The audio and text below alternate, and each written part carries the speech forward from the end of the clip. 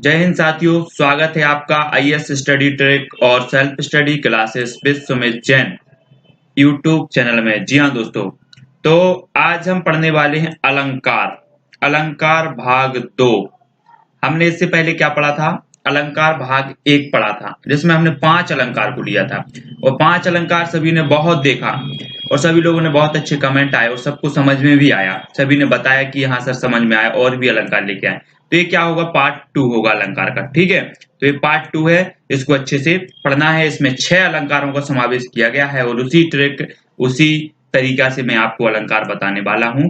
आप इस वीडियो को पूरा देखें, तब आपको पूरे अलंकार भी समझ में आ जाएंगे। और जिन्होंने पिछला वीडियो नहीं देखा है भाग 1, वो भी देख लें, क्योंकि उससे भी आपको 5 अलंकार उसमें दिए, वो भी समझ में आ जाएंगे। ठीक है, तो एक निवेदन करूंगा कि चैनल को सब्सक्राइब कर लें और वीडियो को ज्यादा से ज्यादा लाइक करें। जी हाँ दोस्तों, और शेयर ज्यादा से ज्यादा करें। जितने भी लोग हमारे देख रहे हैं, वीडियो कम लाइक करते हैं। क्यों करते हैं? कि वीडियो देख लिया बस छोड़ दिया। आप लाइक किया करें, थोड़ा सा हमारा भी उत्साहवर्धन हो। ठीक है, और शेयर भी ज्यादा से ज्यादा करें। ठीक, और अब हम स्टार्ट करते हैं आज का ये वीडियो। सबसे पहले हम बात करें भ्रांतिमान अलंकार। आपको सबसे ज्यादा भ्रम होता है भ्रांतिमान अलंकार और संदेह अलंकार में। ठीक है, तो आज ये भ्रम जो है मिट जाएगा, क्योंकि हम भ्रांतिमान अलंकार की बहुत अच्छी आपको ट्रिक बताने वाले हैं, वहीं संदेह अलंकार की भी। ठीक है, तो ट्रिक बताएं तो ट्रिक में क्या होगा कि जो भ्रांतिमान अलंकार है, सबसे पहले हम आपको ट्रिक बताएंगे जिससे कि आपको समझ में आ जाए। उसके बाद फिर इसके डिटेल में भी बताएंगे, है ना। तो इसमें शब्द आते हैं भ्रम। अगर किसी दोहे में जो भी आपको दोहा दिया जा रहा है, जिसमें अलंकार पूछा जाए, उसमें भ्रम शब्द आए तो भ्रांतिमान अलंकार होगा। भ्रांति शब्द आए, जानकर, मानकर, समझकर, जाति, मानी, ये शब्द अगर आ जाएं, है ना, तो क्या हो जाएगा? भ्रांतिमान अलंकार हो जाएगा 100%। ठीक है, तो ये चीज आपको याद रखना है कि भ्रम, भ्रांति, जानकर, मानकर, समझकर, जाति आती, ये शब्द आते हैं तो भ्रांतिमान अलंकार हो जाएगा। ठीक है, तो इनको याद रखना है। अब हम देखें नेक्स्ट हमारा है संदेह अलंकार, जिसमें आपको सबसे ज्यादा क्या रहता है? संदेह रहता है। ठीक है, संदेह तो रहता ही है। संदेह और भ्रांतिमान अलंकार में सबसे ज्यादा है।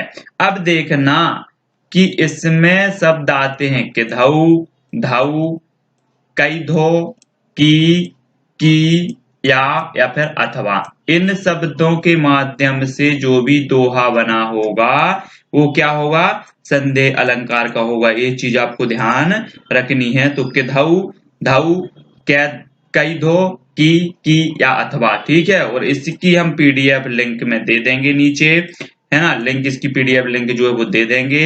ये 6 अलंकार और पहले वाले 5 अलंकार दोनों की लिंक में एक ही में बना के आपको दे दे रहा हूं, आप डाउनलोड कर लेना। ठीक है, और ये चीज आपको समझ में, ये चीज आपको ध्यान रखना है कि जब भी हम संदेह अलंकार पढ़ेंगे तो किधऊ, धऊ, कई धो, की या अथवा शब्द आएंगे, और भ्रांतिमान पढ़ेंगे तो भ्रम आएगा, भ्रांति, जानकर, मानकर, समझकर, जाति, मानी, ये शब्द आएंगे। ठीक है, तो यहाँ पर संदेह और भ्रांतिमान क्लियर हो जाता है। ठीक है, अब तो कोई संदेह नहीं है, ना तो भ्रम होगा इसमें। अब देखें अनुप्रास अलंकार। अनुप्रास की तो आपको पता ही होगा, है ना, क्योंकि एक किस शब्दालंकार की कोटि में आता है। जो अनुप्रास अलंकार है शब्दालंकार की कोटि में आता है। तो इसमें क्या होता है? अनुप्रास अलंकार में इसमें बार बार एक ही अक्षर की आवृत्ति होती है। क्या होती है? अक्षर की। अक्षर मतलब वर्ण, एक ही वर्ण की बार बार आवृत्ति होती है। ठीक है, जैसे यहाँ पर वा की आवृत्ति हो रही है यहाँ पर, ऐसे ही अनुप्रास अलंकार में भी एक ही अक्षर की बार बार आवृत्ति होती है। ये चीज आपको ध्यान रखनी है। अब इसके बहुत सारे भेद भी हैं अनुप्रास अलंकार के, तो वो हम पढ़ाएंगे। और पिछले भी वीडियो हमने डाले हैं बहुत सारे अलंकार के, उसमें भी हमने पढ़ाया है। तो यहाँ पर सिर्फ अपन को अनुप्रास अलंकार को देखना है कि कैसा हो रहा है। तो ये चीज अपन को याद रखनी है कि एक ही वर्ण की बार बार आवृत्ति इसमें अनुप्रास अलंकार में होता है। तो उससे दोहे में क्या हो जाता है? अलंकार हो जाता है अनुप्रास अलंकार। ये चीज यहाँ पर याद रखना है, सिर्फ ये पहचान है इसकी। यमक अलंकार की बात करें तो एक ही शब्द बार बार आए। अब यहाँ पर क्या आ रहा था? एक ही वर्ण बार बार आ रहा था, लेकिन यहाँ पर क्या हो रहा है? एक ही शब्द बार बार आ रहा है। ठीक है, एक ही शब्द जहां बार बार आए और क्या बोल रहे हैं कि इसका जो अर्थ है उनका अर्थ अलग अलग हो, तब कौन सा अलंकार होगा? यमक अलंकार होगा। अपने बार बहुत उदाहरण पढ़ा होगा, कनक कनक ने सौगुनी, है ना। तो कनक का अर्थ अलग अलग आता है। एक कनक का सोना और एक कनक का धतूरा होता है। तो इस प्रकार से अगर कोई शब्द आए तो यमक अलंकार वहां पर हो जाएगा। तो ये तो आपको बनते ही होगा यमक अलंकार। रूपक अलंकार में सबसे ज्यादा कंफ्यूजन है। कैसे कंफ्यूजन है? तो एक तो इसमें क्या होता है रूपक अलंकार में कि इसमें एक योजक चिन्ह आता है, लेकिन सब दोहों में योजक चिन्ह नहीं आता, वहां भी रूपक हो जाता है वो। ठीक है, तो इस पे हमें डिपेंड नहीं रहना कि योजक चिन्ह आएगा ही या सब रूपक होंगे जिनमें योजक चिन्ह है। ठीक है, ये भी नहीं हो सकता। ठीक है, तो ये इस पे डिपेंड नहीं रखना अपन को योजक चिन्ह पर, क्योंकि कुछ दोहे ऐसे होते हैं जिनमें योजक चिन्ह होता है तब भी रूपक अलंकार नहीं होता, और कुछ ऐसे भी होते हैं जिनमें रूपक नहीं योजक चिन्ह नहीं होता तब भी रूपक अलंकार होता है। ठीक है, तो इस पर हमें क्या नहीं रहना, योजक चिन्ह पर डिपेंड नहीं रहना। हमें क्या देखना है कि जहां उपमेय को उपमान मान लिया जाए। उपमेय क्या क्या होता है? उपमेय होता है कि जैसे कोई वस्तु है और उसकी हम क्या कर रहे हैं, तुलना कर रहे हैं किसी अन्य वस्तु से, तो हम जो वस्तु है उसको उपमेय कहेंगे और जिस वस्तु से तुलना कर रहे हैं उसको उपमान कहेंगे। ठीक है, इस प्रकार से इसको हम अभी अच्छे से बता रहे हैं उदाहरण के माध्यम से। ठीक है, तो हमें जहां उपमेय को उपमान मान लिया जाए और वो भी कैसे, निषेध रहित, निषेध रहित, उसमें नकारात्मक वाक्य नहीं होना चाहिए। ठीक है, ये चीज भी इसकी एक पहचान है, क्योंकि जो अपनहूति अलंकार नीचे हम पढ़ेंगे, सेम रूपक अलंकार और अपनहूति अलंकार की परिभाषा सेम है, लेकिन कहाँ बदलती है, निषेध रहित और निषेध सहित में। ठीक है, ये चीज याद रखनी है।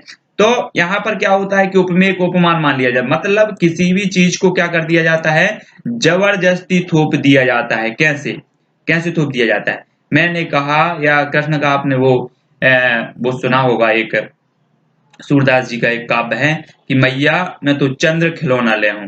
अब वो चंद्र की बात कर रहे हैं, क्या कर रहे हैं, चंद्र की बात कर रहे हैं, लेकिन चंद्र को क्या बोल रहे हैं, खिलौना बोल रहे हैं। मतलब चंद्रमा को खिलौना मान लिया गया है, यहाँ पर कितने परसेंट, 100% मान लिया गया है।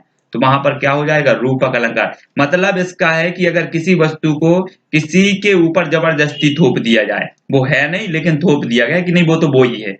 ठीक है, ये तो चंद्र जो है वो खिलौना है, इस प्रकार से ये रूपक अलंकार हो जाता है। इसको उदाहरण के माध्यम से भी हम पढ़ेंगे। ठीक है, और अपनहूति की बात करें तो इसमें भी सेम परिभाषा है कि जहां उपमेय को उपमान मान लिया जाए वहां अपनहूति होता है और यहाँ रूपक होता है, लेकिन इसमें एक ही अंतर है कि यहाँ निषेध रहित होता है और यहाँ पर निषेध सहित होता है। इसको हम उदाहरण के माध्यम से समझेंगे अभी, तो वो और अच्छे से आपको क्लियर भी हो जाएगा। तो यहाँ कंफ्यूजन होता है अपनहूति और रूपक अलंकार में। अब हम इसका थोड़ा सा विस्तृत वर्णन देखें। विस्तृत वर्णन सबसे पहले हम क्या देखें, भ्रांतिमान अलंकार का। भ्रांतिमान अलंकार की परिभाषा है कि जहां किसी वस्तु को देखकर विशेष समानता के कारण उसमें क्या, विशेष समानता के कारण उसमें क्या हो रहा है, किसी दूसरी वस्तु का भ्रम हो रहा है। यहाँ पर भ्रम भ्रम हो रहा है, वहीं भ्रांतिमान अलंकार हो जाता है। अब कैसे हो जाता है, इसमें हमने दूसरी पढ़ लिया कि भ्रम, भ्रांति, जान, समझकर, मानकर, ये शब्द आएंगे तो क्या हो जाएगा, ये भ्रांतिमान अलंकार हो जाएगा। लेकिन अब जो इसकी परिभाषा बोल रही है उसके अनुसार भी थोड़ा सा हम समझ लें कि हमें क्या हो रहा है कि भ्रम कैसा हो रहा है, पक्का हो रहा है, 100% हो रहा है कि जान श्याम को घन श्याम नाच उठे बनमोर, है ना। तो क्या हो रहा है कि यहाँ पर जो है भ्रम पक्का हो रहा है। संदेह में क्या होता है कि भ्रम बना रहता है कि ए है कि ए है ना, भ्रम बना रहता है। लेकिन यहाँ पर भ्रम क्या हो जाता है, पक्का हो जाता है कि श्याम को घनश्याम मान ही लिया कि नहीं वो तो घनश्याम है ही। ठीक है, तो यहाँ पर क्या हो जाता है, घनश्याम है ही, तो यहाँ भ्रम पक्का हो जाता है भ्रांतिमान अलंकार में। और ये शब्द तो है ही आपको पहचानने के लिए, तो ये शब्द भी याद रखें। और यहाँ पर पक्का भी हो गया है कि श्याम को घनश्याम यहाँ पर क्या वो मान लिया गया है। लेकिन अब देखें हम संदेह अलंकार। संदेह में क्या होता है, देखो जहां किसी वस्तु को देखने पर संशय की स्थिति बनी रहे, अंत तक संशय की स्थिति बनी रहेगी। लेकिन भ्रांतिमान में हम क्या पढ़ा कि वहां पर संशय की स्थिति नहीं बनी रहती, वहां पर मान लिया जाता है, भ्रम क्या हो जाता है, पक्का हो जाता है। लेकिन यहाँ पर भ्रम पक्का नहीं हो रहा, यहाँ संशय की वस्तु संशय जो है लास्ट तक बना हुआ है ना। निश्चित ना हो, निश्चित नहीं हो रहा है, और वहां संदेह अलंकार होता है। इसमें हमने शब्द पढ़े थे कि धौ धौ, कैधो, की, किया अथवा आदि शब्द आते हैं। ठीक है, अब ब्रह है या शब्द यहाँ पर आ रहा है, और या हमने यहाँ पर पढ़ा था, यहाँ भी आ रहा है कि ब्रह है या अखंड संयोग, साप है या है वरदान। ठीक है, तो यहाँ पर क्या है कि एक चीज को समझ नहीं पा रहा है कि ये है कि ये है। ठीक है, ऐसे ही हमने तुमने उदाहरण बहुत पढ़ा होगा, नारी बीच सारी है कि सारी, तो वहां पर क्या है, संदेह बना रहता है। काय में, संदेह और भ्रांतिमान अलंकार में। तो ये चीज तो आप समझ गए होंगे, ठीक है। तो ये संदेह और भ्रांतिमान में आप गलती नहीं करेंगे, और ये आपके सामने ये शब्द तो है कि या, अथवा आदि शब्द आए तो हो जाएगा संदेह, भ्रम, भ्रांतिमान, जानकर समझकर आदि शब्द आए तो भ्रांतिमान अलंकार होगा, ठीक है। ये शब्द तो आपको क्लियर हो गए। नेक्स्ट देखें, अनुप्रास अलंकार की विस्तृत पढ़ें कि जहां एक या एक से अधिक वर्णों की आवृत्ति बार बार हो, वहां क्या होता है, अनुप्रास अलंकार होता है, ठीक है। बार बार हो रही है। अब हम बार बार इसकी पहचान करें कि बार बार एक ही अक्षर की आवृत्ति हो रही है, ये चीज आपको याद रखना है। यहाँ पर अक्षर की आवृत्ति होती है और यमक अलंकार में शब्द की आवृत्ति होती है, ठीक है। अब यहाँ पर बोल रहे हैं कि रघुपति राघव राजाराम पतित के पावन सीताराम। यहाँ पर ये रा शब्द आपको दिख रहा होगा, ये लाल कलर में कर दिया गया कि इस शब्द की क्या हो रही है, इस अक्षर की क्या हो रही है, बार बार आवृत्ति हो रही है। बार बार आवृत्ति हो रही तो कौन सा अलंकार हो जाएगा, अनुप्रास अलंकार हो जाएगा। ज्यादा कठिन नहीं है अनुप्रास अलंकार, ठीक है, लेकिन इसको समझना बस एक बार है। अब देखें हम का यमक अलंकार। यमक अलंकार की बात करें तो इसकी जो परिभाषा है कि जहां शब्दों की पुनरावृत्ति हो तथा उस शब्द का हर बार अर्थ क्या हो, भिन्न हो। अर्थ भिन्न होना चाहिए। शब्द की क्या हो रही है, पुनरावृत्ति हो रही है, लेकिन अर्थ भिन्न हो रहा है। एक ही शब्द बार बार आए लेकिन हर बार अर्थ क्या हो, अलग हो। यहाँ पर जैसे दिया है काली घटा, यहाँ पर घटा कैसी है, काली है, लेकिन यहाँ पर जो दिया है कि घमंड घटा, काली घटा का घमंड घटा, तो घटा मतलब घटना और यहाँ पर काली घटा है। शब्द देखो एक से लेके हैं लेकिन इनका अर्थ अलग अलग प्रयोग हुआ है। तो अगर इस प्रकार से अगर कोई शब्द आता है तो क्या हो जाएगा, यमक अलंकार हो जाएगा। इसी प्रकार से हमने बहुत पढ़ा है कि कनक कनक ने सोगुनी, तो वो भी हमने पढ़ा। तो इस प्रकार से अगर कोई शब्द आता है, कोई उदाहरण आता है तो क्या हो जाएगा, यमक अलंकार हो जाता है, ठीक है। तो ये चीज भी आपको ध्यान रखनी है। तो यमक अलंकार में ज्यादा परेशानी होने वाली है नहीं आपको। नेक्स्ट रूपक अलंकार, सबसे ज्यादा परेशानी यही होती है रूपक अलंकार में। अब कैसे होती है, एक तो इसमें योजक चिन्ह की बात करते हैं कई लोग, तो योजक चिन्ह पे हमें डिपेंड नहीं होना है, क्योंकि योजक चिन्ह तो किसी में भी हो सकता है, रूपक में भी हो सकता है और नहीं भी हो सकता है, ये चीज है। लेकिन हमें क्या रखना है कि जहां उपमेय को उपमान मान लिया जाए वो भी कैसा, निषेध रहित होना चाहिए।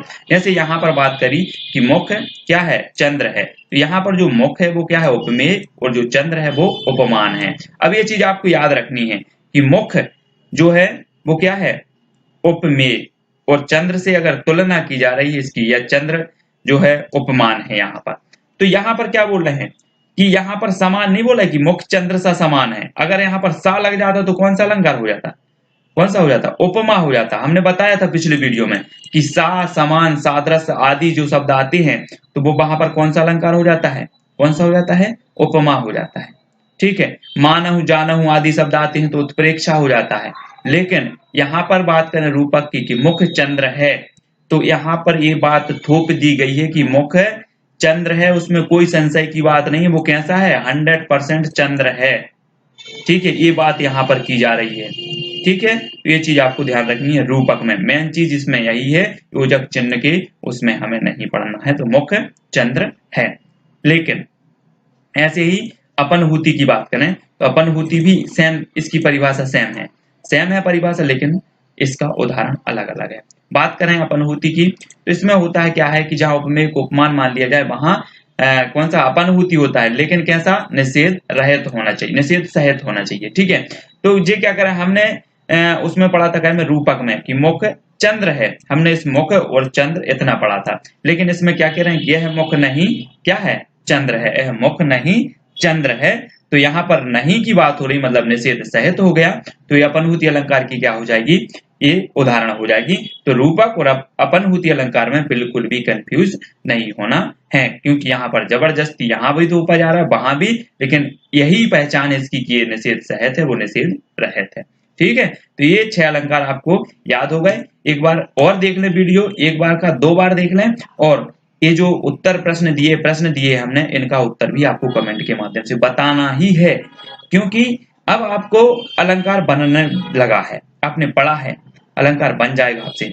यहाँ पर दिया है कि सजना, सजना है मुझे सजना के लिए, ठीक है, इसमें अलंकार आपको बताना है। नेक्स्ट दिया है तरुणी तनुजा तट तमाल तरुबर बहुछाए, ठीक है। तो यहाँ पर ये शब्द दिए हैं, तो अब यहाँ पर भी आपको अलंकार बताना है इस उदाहरण में। अब एक बात है कि अलंकार संप्रदाय की, ये हमने नहीं बताया, लेकिन आपको बताना कि अलंकार संप्रदाय के प्रवर्तक कौन है, ये कमेंट के माध्यम से बताना, ये क्वेश्चन भी पूछा जाता है।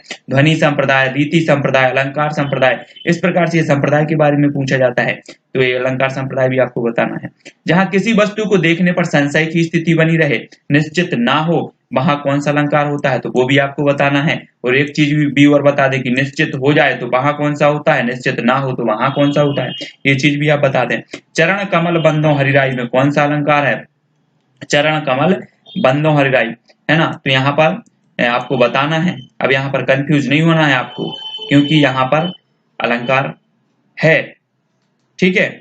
अब हम नहीं बताएंगे कि कौन सा है, आपको कमेंट के माध्यम से बताना है कि कौन सा अलंकार है।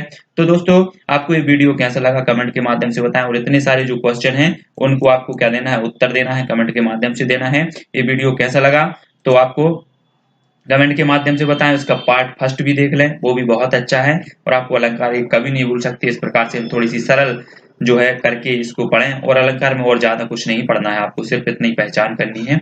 आज के लिए बस इतना ही। जय हिंद दोस्तों, लेकिन वीडियो को ज्यादा से ज्यादा लाइक और सब्सक्राइब जरूर करें।